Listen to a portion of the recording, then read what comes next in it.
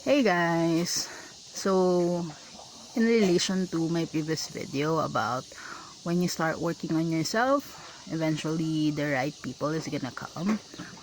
I just don't mean relationships there, okay? Also mean friendships, your people, your inner circle.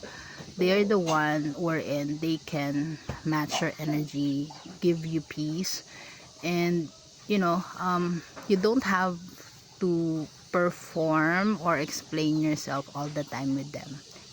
Like, ano lang siya, it feels easy, it feels safe. The thing is that they come not because you went out looking for them, but because your energy and your growth pulled them in, right? So if you're letting go of friendships or any kind of relationships right now, wherein you feel that no longer aligned, know that it's okay. It's part of it.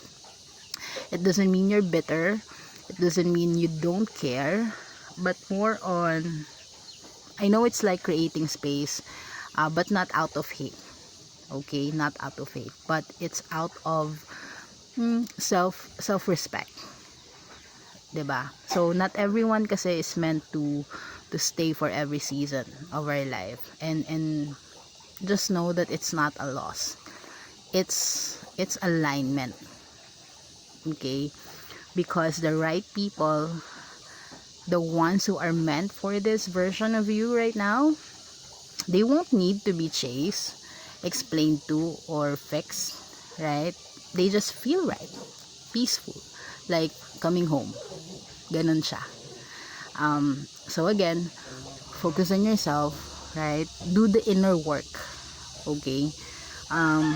Heal, because again, the right people, they'll come and they'll match the love and peace that you've been giving yourself all along.